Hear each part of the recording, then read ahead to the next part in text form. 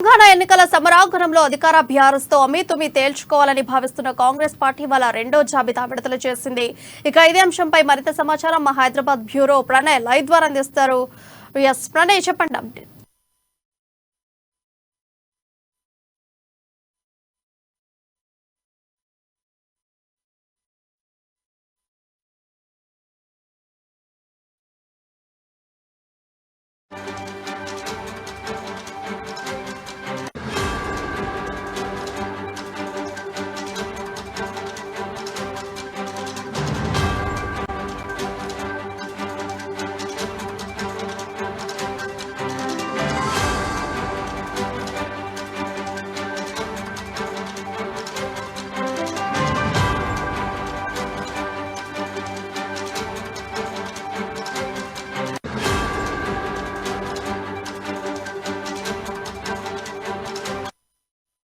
తెలంగాణ ఎన్నికల సమరాంగణంలో అధికార బీఆర్ఎస్ తో అమీతుమీ తేల్చుకోవాలని భావిస్తున్న కాంగ్రెస్ పార్టీ వాళ్ళ రెండో జాబితా విడుదల చేసింది.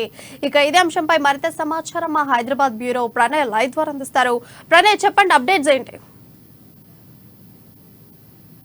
సంబంధించినటువంటి రెండో జాబితా ఎప్పుడు సెకండ్ లిస్ట్ ఎప్పుడు అన్నటువంటి మొదలైంది.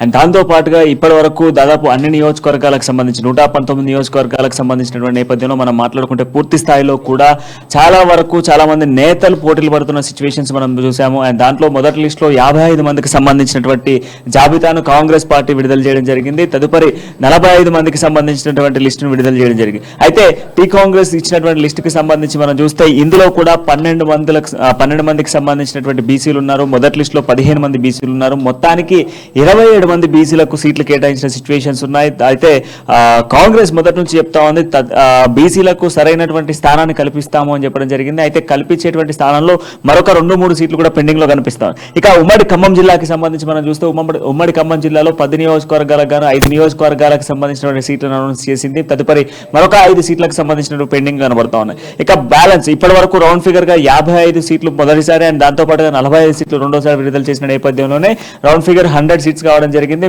బ్యాలెన్స్ ఇంకా 119 సీట్లు ఉన్నాయి. ఈ 19 సీట్లలో 2 సిపిఎం కి అండ్ 2 సిపిఐకి కేటాయించడం జరిగింది. తదుపరి 15 సీట్లలో 15 సీట్లకు సంబంధించినటువంటి సీట్లను మూడో విడతలో విడుదల చేసేందుకు సర్వత్రా సిద్ధం చేయబోతా ఉంది. అయితే థర్డ్ లిస్ట్ ఎప్పుడు అనేటువంటి ఆలోచనలోకి వచ్చినప్పటికీ కూడా థర్డ్ లిస్ట్ ఖచ్చితంగా కూడా నవంబర్ 3 లోపు రిలీజ్ చేస్తామంటూ కూడా కాంగ్రెస్ చెప్తున్న సిచ్యువేషన్స్ కనబడతా ఉన్నాయి. ఇక సెకండ్ లిస్ట్ కి సంబంధించి ఒకసారి మనం డీటెయిల్ చూస్తే ఎవరెవరు అభ్యర్థులుగా ఉన్నారు అనేది మనం చూసుకుంటే ఆదిలాబాద్ నుంచి కంది శ్రీనివాస్ రెడ్డి టికెట్ కైవసం చేసుకున్నారు.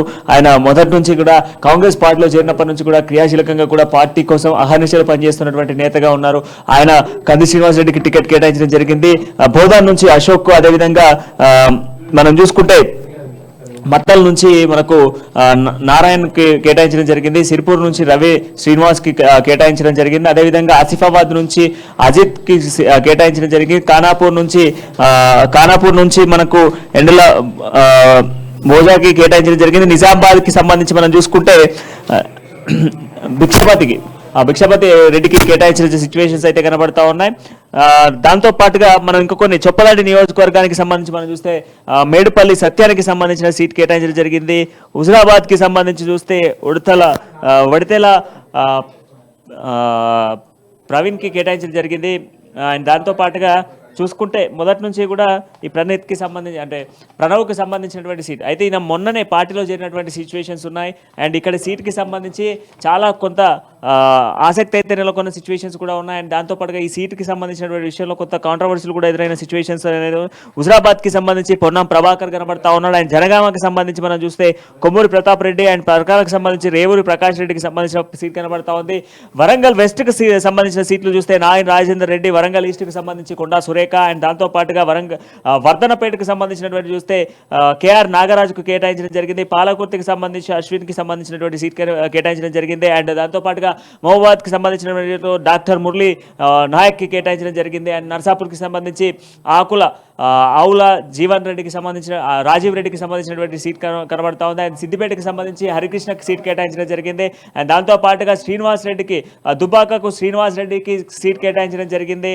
అండ్ తాండూరుకు సంబంధించి మనోహర్ రెడ్డికి అండ్ అదేవిధంగా ఇబ్రాహీం సంబంధించి రంగారెడ్డి మల్రెడ్డికి కేటాయించడం జరిగింది. అండ్ ఎల్బీ నగర్కి సంబంధించి మధు యాష్కి కనబడుతూ ఉంది. అండ్ దాంతో పాటుగా మహేశ్వరం నియోజకవర్గానికి సంబంధించి మనం చూసుకుంటే లక్ష్మారెడ్డి కనబడుతూ ఉంది. రాజేంద్ర నగర్కి సంబంధించిన విషయంలో నరేందర్కి కేటాయించడం జరిగింది. అండ్ షేర్లింగంపల్లికి సంబంధించి జగదీశ్వర్ గౌడ్కి కేటాయించడం జరిగింది. అండ్ కుకట్పల్లి బండి రమేష్కి కేటాయించడం జరిగింది. అండ్ ఇక అంబర్పేటకి సంబంధించి రోషన్ రెడ్డికి కేటాయించడం జరిగింది. అండ్ ఖైరతాబాద్కి సంబంధించి పిజేఆర్ కూతురు విజయారెడ్డికి కేటాయించడం జరిగింది. అయితే ఈ 2 సీట్లకు సంబంధించి మనం మాట్లాడుకుంటే విజయారెడ్డి ప్లేస్ లో ఏదైతే ఖైరతాబాద్ సీట్ కి సంబంధించి రోషన్ రెడ్డి కూడా ఆశించడం జరిగింది. పిజేఆర్ కి సంబంధించినటువంటి బలం ఆయన దాంతో పాటుగా మొదటి నుంచి ఆమె గత 6 నెలల నుంచి కూడా కాంగ్రెస్ పార్టీతో పాదయాత్రలు చేస్తా ఉన్న సిచ్యువేషన్స్ కనబడతా ఉన్నాయి. అండ్ దాంతో పాటుగా మొదటి నుంచి కూడా కాంగ్రెస్ పార్టీకి సంబంధించి పిజేఆర్ తర్వాత ఆయన స్థానంలో పిజేఆర్ కూతురు విజయారెడ్డి అదే పోగొండలో వెళ్ళాలి అన్నటువంటి ఆలోచనలో ఉన్నారు. ఆయన దాంతో పాటుగా అధికార బీఆర్ఎస్ పార్టీకి రాజీనామా చేసి తన కార్పొరేటర్ పదవి కూడా రాజీనామా చేసి అనంతరం కూడా ఆ బీఆర్ఎస్ పార్టీ నుంచి బయటికి వచ్చి నిత్యం కూడా ఖైరతాబాద్ నియోజకవర్గ ప్రజల కోసం పనిచేస్తున్నటువంటి విజయారెడ్డికి ఖైరతాబాద్ సీట్ అయితే కేటాయించిన సిచ్యువేషన్స్ కనబడతా ఉన్నాయి. ఇక జూబ్లీ హిల్స్ కి సంబంధించి అజరుద్దీన్ కి కేటాయించడం జరిగింది. అజరుద్దీన్ మొన్ననే పార్టీలో చేరడం జరిగింది. ఢిల్లీకి వెళ్ళి నేరుగా కూడా కండవ కప్పుకున్న సిచ్యువేషన్స్ అయితే కనబడతా ఉన్నాయి. ఇక సికింద్రాబాద్ కంటోన్మెంట్ కి సంబంధించి గద్దర్ కూతురైనటువంటి వెన్నెలకి సీట్ కేటాయించడం జరిగింది. అండ్ దాంతో పాటుగా ఇక్కడ కంటోన్మెంట్ కి సంబంధించి తగ్గా 4 ఇవ్వాలి కాంగ్రెస్ పార్టీ అన్నటువంటి నేపథ్యంలో, ఎందుకంటే మొన్ననే స్వర్గస్థులైనటువంటి గద్దర్ కావచ్చు, అదేవిధంగా అంతకు 6 నెలల ముందే కంటోన్మెంట్ ఎమ్మెల్యేగా ఉన్నటువంటి సాయన్న గారు కూడా స్వర్గస్థులయ్యారు. అయితే ఈ ఇద్దరి నేపథ్యంలో కూడా ఈ ఇద్దరికి సంబంధించినటువంటి కూతురులే బరిలో ఉండబోతా ఉన్నారు. అటు లాస్యా ఇటు వెన్నెల పోటీ ఉండబోతా ఉన్నటువంటి సిచ్యువేషన్స్ అయితే ఇక్కడ కనబడతా ఉన్నాయి. అండ్ ఇక నారాయణపేటకి సంబంధించి మనం చూస్తే డాక్టర్ పర్ణికారెడ్డికి కేటాయించిన సిచ్యువేషన్ కనబడుతూ ఉన్నాయి. మహబూబ్నగర్కి సంబంధించి శ్రీనివాస్ రెడ్డికి కేటాయించడం జరిగింది. జగ్చర్లకు సంబంధించి మనం చూస్తే అనిరుద్ రెడ్డికి సంబంధించిన టికెట్ కనబడతాం. సో అనిరుద్ రెడ్డికి సంబంధించి ఎర్రశేఖర్కి సంబంధించిన విషయంలో మనం చూసాం. అండ్ మోర్ ఓవర్ వీళ్ళిద్దరి మధ్యలో కొంత ఇద్దరు కూడా పోటీ పడ్డారు. ఈ సీటుకు సంబంధించి పోటీ పడ్డ నేపథ్యంలో కూడా ఇద్దరిలో సీటు ఎవరికి అన్నటువంటి ఆలోచనలు ఉన్నాయి. అండ్ ఇద్దరికి సంబంధించినటువంటి విషయాల్లో మనం క్లియర్గా చూసుకుంటే వీళ్ళకు సీట్ల కేటాయింపుల విషయాల్లో పూర్తి స్థాయిలో కూడా కాంగ్రెస్ పార్టీ ఆలోచించింది. ప్రజలతో ఎవరుంటారు, ప్రజలతో ఉండేటువంటి నాయకుడు ఎవరు అన్నటువంటి ఆలోచనలో పార్టీ టికెట్ అయితే కేటాయించినటువంటి సిచ్యువేషన్స్ అయితే కనబడతా ఉన్నాయి. ఇక దేవరకత్కి సంబంధించి మధుసూదన్ రెడ్డికి కేటాయించడం జరిగింది. అండ్ దాంతోపాటుగా మత్కల్కి సంబంధించి శ్రీహరికి కేటాయించారు. అండ్ వనపర్తికి సంబంధించి చిన్నారెడ్డికి కేటాయించడం జరిగింది. అండ్ దేవరకొండకు సంబంధించి బాలు నాయక్ కేటాయించడం జరిగింది.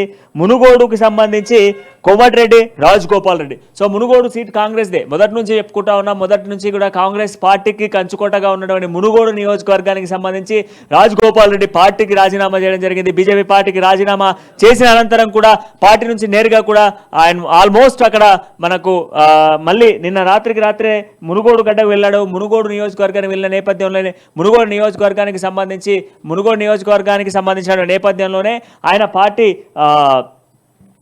కండవ కప్పుకోగా వెంటనే ఇటు టికెట్ కూడా కైవసం చేసుకోవడం జరిగింది. ఇక భువనగిరికి సంబంధించి కుమ్మం అనిల్ కుమార్ రెడ్డికి సీట్ అయితే కేటాయించిన సిచ్యువేషన్స్ ఉన్నాయి. పినపాకకు సంబంధించి పాయం వెంకటేశ్వర్లు అండ్ ఖమ్మంకి సంబంధించి తుమ్మల నాగేశ్వరరావు, అదేవిధంగా పాలేరుకు సంబంధించి పొంగిరెడ్డి శ్రీనివాసరెడ్డి. మొత్తం ఈ 45 సీట్లకు సంబంధించినటువంటి స్థానాలు మనం చూస్తే ఇక ఒకసారి మనకు వరంగల్కి సంబంధించిన దాంట్లో కొంత కాంట్రవర్సీస్ ఉన్నాయి. అండ్ మోరోవర్ ఇంకా ఎక్కడా కూడా కాంట్రవర్సీ లేకుండా పూర్తి స్థాయిలో సెట్ చేయడం జరిగింది. అయితే ఇక్కడ మనం ప్రధానంగా చూసుకుంటే ఇప్పటి వరకు అసంతృప్తిగా ఉన్నటువంటి నేతలతో పాటుగా పార్టీలో నూతనంగా వచ్చినటువంటి నేతల్ని కూడా పార్టీ దగ్గరికి తీసుకోవడం జరిగింది.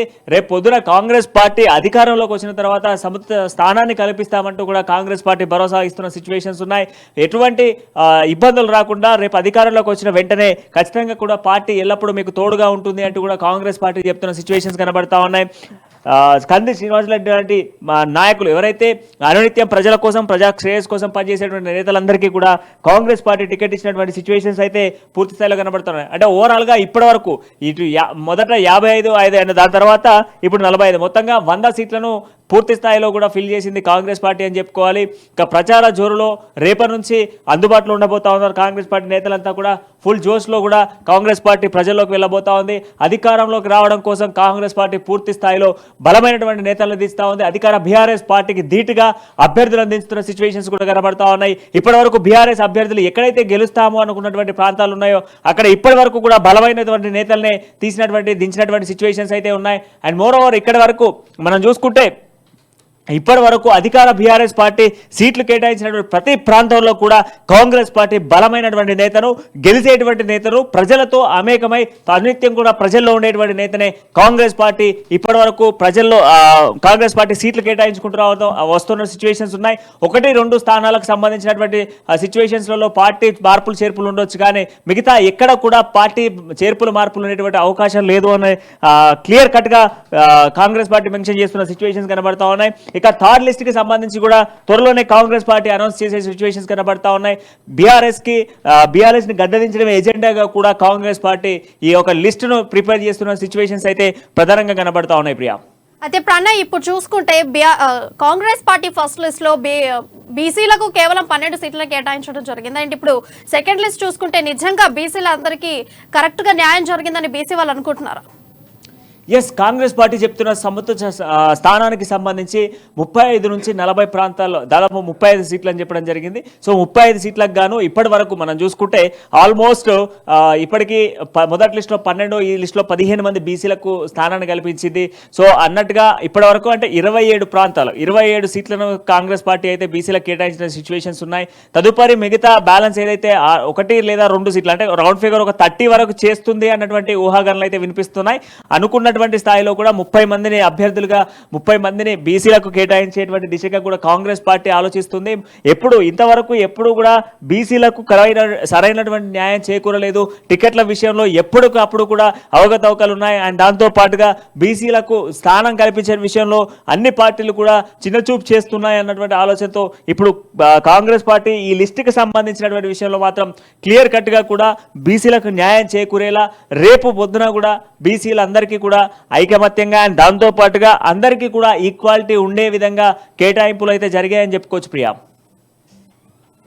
ఇప్పటి నుంచో సీనియర్ నాయకులు ఉన్నటువంటి వాళ్లకు కాంగ్రెస్ పార్టీలో ఉండేటువంటి వాళ్ళకి సీట్లు కేటాయించడం జరిగిందా, లేకుంటే కొత్తగా పార్టీలో చేరేటువంటి వ్యక్తులకు ఎక్కువగా సీట్లు ఇవ్వడం జరిగిందా? అసలు ఈ ఇద్దరి మధ్యలో ఎవరికి ఎక్కువగా న్యాయం చేసింది కాంగ్రెస్ పార్టీ?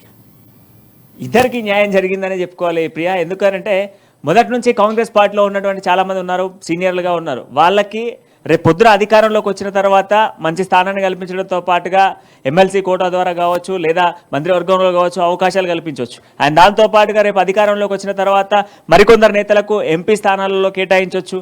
ఇప్పుడు ఎక్కడైతే గెలవాలి నూతనంగా పార్టీలోకి వచ్చేటువంటి వాళ్ళకు కూడా కాంగ్రెస్ పార్టీ మంచి క్యాడర్నే ఇచ్చింది. అండ్ దాంతో పాటుగా సీట్లు కూడా కేటాయించింది. ఎందుకు అని అంటే నూతనంగా వచ్చేటువంటి వాళ్ళు గెలిచేటువంటి అభ్యర్థులు ఉన్నారు. అండ్ దాంతో పాటుగా ఇతర పార్టీల నుంచి వచ్చేటువంటి వ్యక్తులు కూడా గెలిచేటువంటి అభ్యర్థులు ఉన్నారు. ఖచ్చితంగా టార్గెట్ కేసీఆర్ ని గద్దెదించడమే టార్గెట్ గా కూడా పార్టీ ఆలోచిస్తా ఉంది. మొదటి నుంచి కూడా అధికార బీఆర్ఎస్ పార్టీని గద్దెదించడమే లక్ష్యంగా కేసీఆర్ నిరంకుశ పాలనను ఇప్పటి వరకు కూడా ఈ 10 సంవత్సరాల పాలనలో తెలంగాణ రాష్ట్రాన్ని ఏమాత్రం అభివృద్ధి చేయలేదు అన్నటువంటి దిశగా కాంగ్రెస్ పార్టీ మొదట మనం చూసుకున్నటువంటి 6 డిక్లరేషన్ల గురించి కూడా చెప్తా ఉంది కాంగ్రెస్ పార్టీ. అయితే ఈ నేపథ్యంలోనే ఆ కాంగ్రెస్ పార్టీ తీసుకొస్తున్న సంక్షేమాలు కావచ్చు ఇవన్నిటిని కూడా చూసుకొని ప్రజలు గ్రాఫ్ కాంగ్రెస్ కి ఇస్తా ఉన్నారు.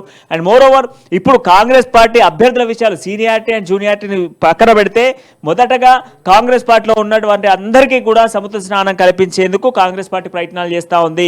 ఇప్పటి వరకు కూడా మనం మాట్లాడుకున్నటువంటి ఈ 100 సీట్లకు గాను ఈ 100 సీట్లలో కూడా అసంతృప్తులు ఉన్నారు. ఇప్పటికీ కూడా చాలా మంది పార్టీలు మారాలా, లేకపోతే మొన్నటికి మొన్న మనం మొదటి లిస్టులో చూసుకుంటే ఉప్పల్ కావచ్చు, అదేవిధంగా మేడ్చల్ నియోజకవర్గానికి సంబంధించినటువంటి విషయాల్లో కూడా చాలా మంది అసంతృప్తి నేతలు ఉన్నారు. బట్ అయినప్పటికీ కూడా ఏం చేయలేనటువంటి పరిస్థితి. అయితే ఇక్కడ ప్రధానంగా మనం చూసుకుంటే కాంగ్రెస్ పార్టీలో ఎవరు కూడా సీట్లు కోల్పోవాల్సిన అవసరం లేదు. అందరినీ కూడా ఖచ్చితమైనటువంటి ఒక ప్లేస్లో ఉంచుతాము అనేది మొదటి నుంచి ఏఐసీసీ చెప్తా ఉంది.